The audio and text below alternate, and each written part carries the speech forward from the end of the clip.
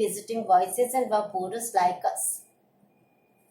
याद कर रहा है अपने मकान को कि चाहे हम कितने मकान के डोर्स को शट कर लें, दरवाजे बंद कर लें, खिड़कियां बंद कर लें, लेकिन ये स्मेल ऐसी होती है जो कि अंदर आए बिना नहीं रहती है। इसलिए यहाँ पे इसने पर्सोनिफिकेशन भी यूज किया है आगे कि no door could shut out from our black pillared house.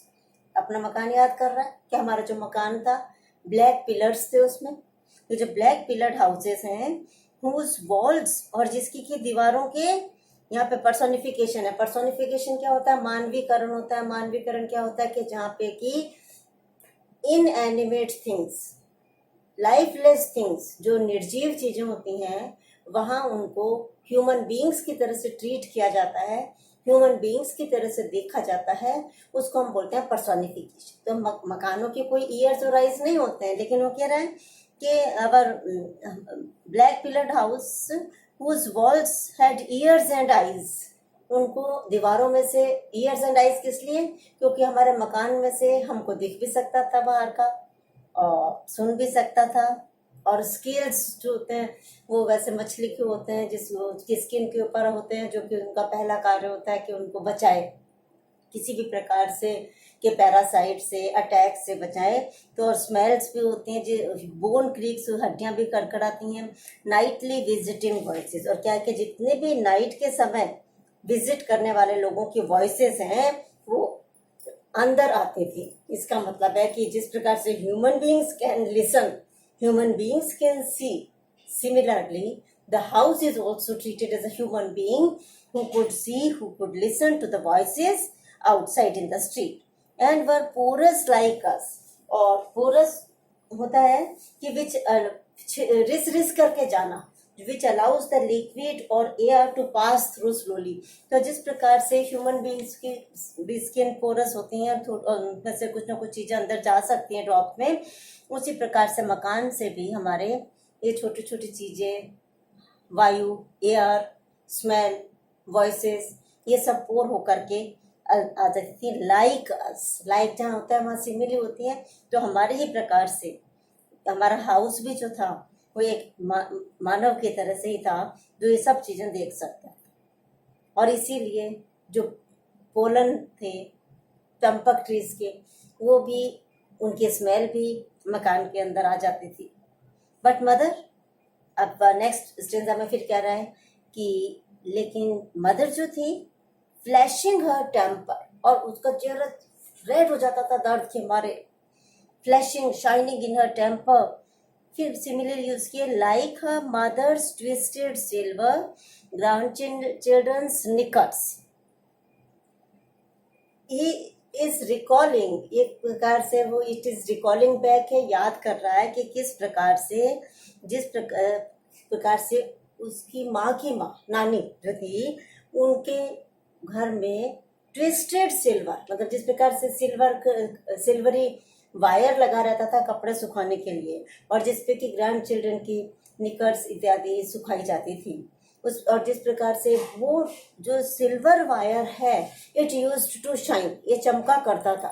तो उसी प्रकार से माँ का भी चेहरा जो है वो बहुत ही चमक रहा होता था, क्योंकि माइग्रेन के अटैक के कारण her face grew red and she was very restless.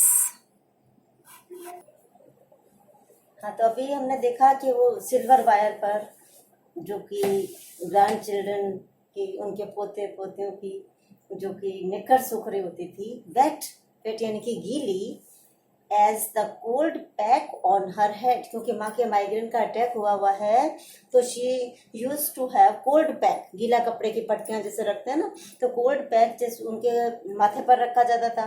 तो जिस प्रकार से गीली निकरों से वो सिल्वर वायर शाइन करता था, उसी प्रकार से मदर जो थी she use to flash her temper because of the cold pack and because of the severe pain and attack of migraine.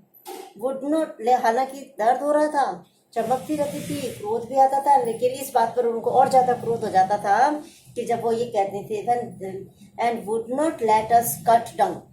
Would not मतलब नहीं देंगी, let मतलब होता है permit or allow, मतलब she would not allow us या she would not permit us, यानी कि वो हमें अनुमति नहीं देती थी कट डाउन, एक काटने के लिए अ फ्लावरिंग ट्री, एक फला फूला पौधा जिसपे कि इतने सारे ब्लॉसम ट्री जिसमें कि so many flowers were blossomed, and they wanted to cut the tree because their mother was suffering from severe attack of migraine, but mother didn't allow them to cut the tree. Although she suffered, she endured a lot of pain due to migraine, but still she didn't give permission to her children to cut the trees down, almost as old as she.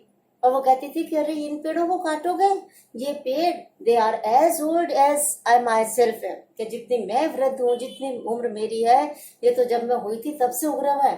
तो trees are as old as she और seed होते हैं बीज, यानी कि seeded, दे वर seeded यानी कि दे वर planted, उनके बीज कब बोए गए थे. She said bye a passing birds providential droppings and they were not deliberately grown, वो जानबूझ करके नहीं उगाए गए थे, प्लान करके नहीं उगाए गए थे.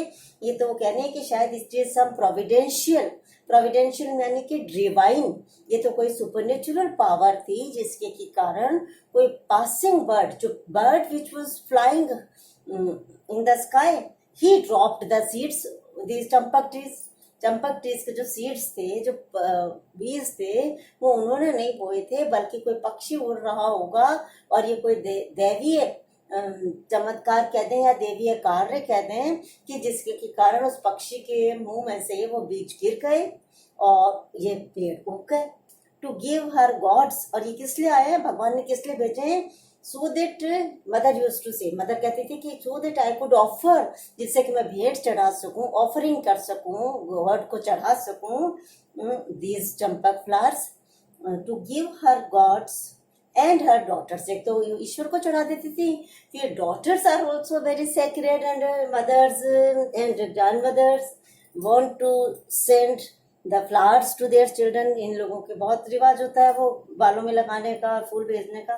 तो and to give her gods and her daughters, अपने पुत्रियों को, एंड डॉटर्स, और डॉटर्स मतलब कि बेटियों के भी बेटियों को, अपने दोहित्रियों को बास्केटफुल्स, और टोकरी भर के, बास्केट होती टोकरी भर के वो एनुअल फ्लावर, क्योंकि हर साल सीजन में फूल उगते हैं, और एनुअली वार्षिक रूप से जब भी इनका सीजन आता है तो अपनी बेटियों को, दोहित्रियों को, बेटियों को, सबको ये फूल भेजती हैं, ईश्वर को चढ़ाती हैं. इसलिए she didn't allow her sons to cut down the trees. माँ का तो ये आर्ग्यूमेंट था. सन अंदर ही अंदर क्रोधित हो रहा है और व्यंग में, आयरनी में कह रहा है, and for one line of cousins, one line मतलब कि a whole line descendants of mother or her sisters, a dower is a gift of migraines in season. क्या तुम तो अपने सीजन में अपने ईश्वर को और अपनी डॉटर्स को ये एनुअल फ्लावर्स दिया करो, और ये हर सीजन में तुमको और तुम्हारी कजिन्स को, तुम्हारी दूसरी बहनों को ये भी अपना एक डावर देगा, एक डावरी देगा, एक गिफ्ट देगा. और वो क्या होगा, माइग्रेन्स इन सीजन, के तुम इसी प्रकार से माइग्रेन से सफर करती रहोगी. And you won't allow us to cut down the trees only because she was a lover of the ecology, the environment around her. Although she suffered, but she was ready to endure the problems, the suffering, because she had an attachment of these natural trees, which the son didn't like, but still he has thought it over and he has written this poem in praise of ecology.